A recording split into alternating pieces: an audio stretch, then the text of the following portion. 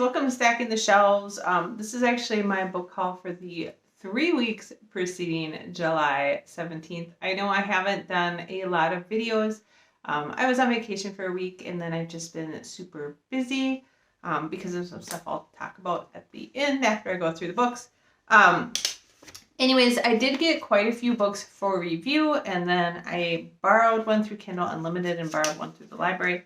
So usually I do my review books first, but I think I'm just going to talk about the ones that I borrowed first. The first one I borrowed through Kindle Unlimited is Kilman Creek, the second book in the Stillhouse Lake series by Rachel Caine. I did find out that Rachel Caine passed away late last year, and the series will not be finished, but they're fairly standalone, so I don't think it's going to be that big of a deal. But these are kind of like thriller serial killer novels set in a small town. I really liked Stillhouse Lake. I liked the characterization, and I liked how it was dealing with kind of the effects of being a family for somebody, like the effects on the mom and children of living with somebody who was ended up being a convicted serial killer, but you didn't know it. That's kind of the whole premise of the story. It's about a mom and her kids who are trying to survive the families of the victims of her husband's serial killing activities. Anyways, very well done. I'm excited to read the next book, and I got that again through Kindle Unlimited. The next one I borrowed is an ebook from my library, and that's The Bookshop on the Shore by Ginny Colgan. This is the second book in the Scottish Bookshop series, and these are just cute little romantic contemporary fictions about women who end up in this small Scottish town to make a living, and they kind of have a rough time to start out, and they're all very book focused, so it's just kind of a cute, fun little feel good read. And then I guess I could go into the ones that I got for review. Sorry, I'm gonna pull my hair down here because it's bothering me that it's up like that. The first one I got through Amazon Buying for review, and that is The Ones We're Meant to Find by Joan Hay. I don't know how you say that. I've heard a lot about this, and again, for some reason, Amazon Vine is getting books like way after their release, so I think this actually came out in May, but it's one I really, really wanted to read, and I know it takes place in like a futuristic world, and it's about two sisters kind of trying to find each other through that crazy world, and it's supposed to be pretty good, so I was super excited to see this on Amazon Vine for review. Even though it has been out for a while, I'm going to go ahead and review it. The next three I got for review don't come out for quite a while. The first one, and I'm like missing, I don't know what happened to it. I'm missing my Post-it note where I had it written. Oh, it fell down here. Yeah, good times.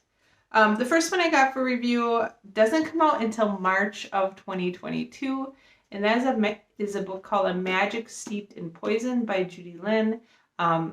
It sounds like this is kind of an Asian-based fantasy world where they go to have a magical, like, tea steeping contest-ish thing. And it's the main character is a young woman who accidentally killed her mother by feeding her poison tea.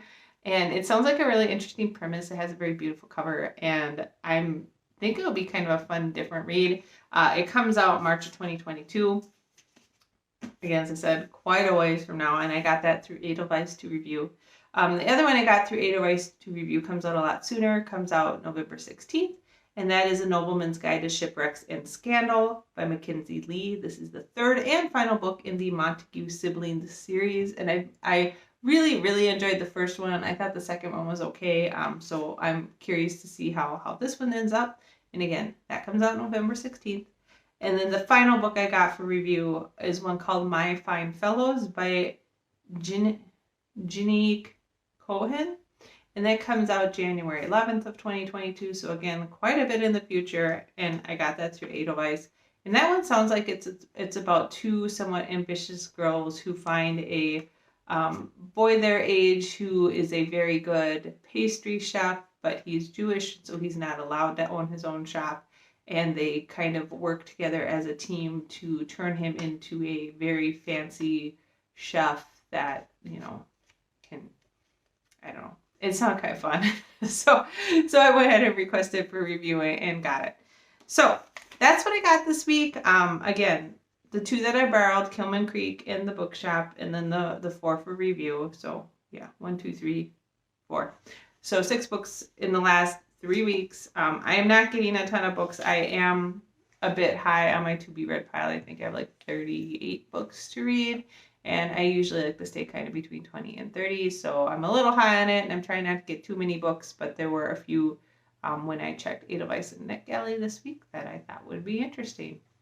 As for other stuff going on, we did go up to the North Shore, Two Harbors area for 6 days over July 4th, and that was pretty fun, except it was also a little stressful because we spent a lot of that time looking at different properties on the North Shore. We have been trying to get a second property, either piece of land or old house or something, to use as a place to take our camper up to and eventually as a retirement home.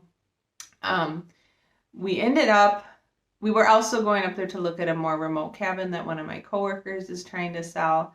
That ended up being a bit too far out for us. It was really far away from anything, and it would have been really nice if you wanted a really secluded permanent cabin. It was a beautiful cabin, but it was pretty far out, and we were looking for something with a little bit more accessibility, especially if we're going to plan on retiring on it later. So, and there's a possibility my son might go to the University of Minnesota, Duluth, and so we were looking for something kind of a little bit closer to UMD campus so that if that happened, he would have a place to live. And we just like that area. We're not like planning on him doing that, but it's a possibility, and it'd be kind of nice if where we were looking at was a little bit closer. So kind of looking between Duluth and Two Harbors.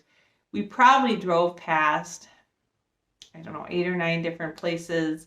The first night we got up there, there were 2 we were really interested in. One of them had a older house on it and was really close to Two Harbors downtown and was on like 5 acres of land. The other one was on 3 acres of land, but was in a really cool area north of Duluth, which is called the city of Rice Lake. And it was interesting because it was a couple miles from Hartley Nature Center, a few miles from Hawk Ridge. So you can like bike to all these places. There's a lot of restaurants in the area, and you're only like 5 minutes from UND campus, and you're close to Target and stuff like that, which is somewhat important, and like hospitals and all that. So, it's kind of a unique area because City of Rice Lake is more rural. The lots tend to be, 3 to 10 acres out there. You are on well and septic, but you're very conveniently close to a lot of Duluth stuff like the college and good nature centers and all that. So we actually put an offer in on that property, and we're working on closing on it. But we've been having some issues because the house on it is abandoned. So those of you who watched my channel back in like 2015, 2016, when we were building the current house that I'm sitting in, know there was a lot of drama around that. So I think this will be less stressful and less drama because we are living in a place already. We're not like squatting at my parents' house trying to wait for the current place, our new place, to be done. But it has been a little bit of some problems. There was a house on there that the guy who was selling it seemed to think was a viable place to live in, but the foundation is pretty much completely destroyed. They had some flooding, and then the water froze and thawed and all that. So pretty much destroyed the foundation. It's not stable anymore. You can't. And it's all stripped to the studs and stuff in the interior of the house, and the basement is still flooded. So it's not a viable structure to live in. But because it's listed as a viable structure, the septic needed to be inspected before it could be sold, and the septic needs to be viable. So for those of you who want to know any more about this, you can just stop listening if you don't care, but it is a little bit interesting so people who are on septic know you usually have to get inspected every 3 years to get it recertified that it is working. Septic's a big deal because you don't want to mess up the groundwater, and you don't want to screw up your neighbor's water and all this other stuff, right? It can be very bad if things go wrong. So now the county, well, first it wasn't inspected, so it wasn't certified at all, which means the property can't be sold. So we worked with the seller to get it inspected. And then now it needs to be, because they can't find a septic on there, it means it's So septic can be two things. It can be an immediate health hazard, which means it needs to be fixed immediately. It can be non-conforming, which means the septic isn't quite big enough for the house that it's servicing, or it can be non-compliant, which means it needs to be fixed quickly. And this one was listed as non-compliant because they were having trouble finding it. So they think it might be like an old-fashioned like trench system where they didn't need a tank, which it was built in the 1940s. So it's possible that's true. But the house on there isn't livable, and you only need to have a working septic if it's a livable property. So since this property was never condemned, it needs to have a working septic, even though the very first thing we're going to do is have the house demoed because it's such a mess, and build our own house on there. The issue with the whole thing is if the county thinks there's a livable structure, that would mean that there has to be a working septic system installed at the cost of around $20,000 within 10 months. And we are not planning on having a finished house built within 10 months on there. We plan on, 1 to 2 years or something like that.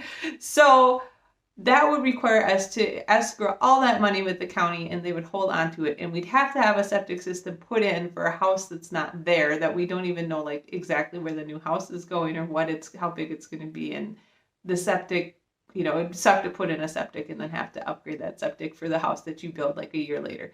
So we're trying to work now with the seller to see if we could get the house demoed before we close, because then if there is no house on the property, there is no issue with this. It's pretty cheap to demo a house. So that is all the drama we're dealing with now. It's always a lot of fun to try to buy new properties and build houses.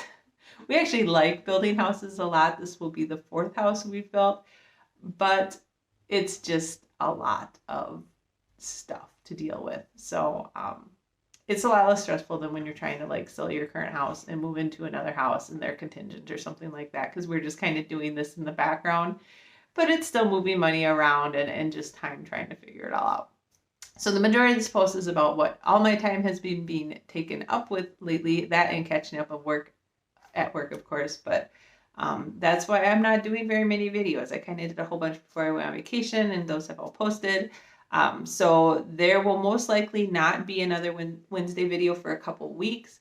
I am working on the steampunk ones. I did go through and pull out like all the steampunk books I have read. There's a lot of them. I think I ended up with 50 pages of like links to different steampunk books. I'm trying to break those out. I think I'm going to break them out to a video about like steampunk graphic novels, standalone steampunks, and maybe steampunk series, but the series one might have to be broken into 2 videos as well because there's a lot of them. So I'm working on that, and that'll probably be the next Wednesday post, but I probably won't have it for a couple weeks. And then of course stacking the shelves, I skipped a couple weeks because I just didn't get any books. So I think I had 1 book last week for 2 weeks. My 2 weeks worth of books was only 1 book, so I did get a couple more for review, which is why I thought I'd go ahead and do this.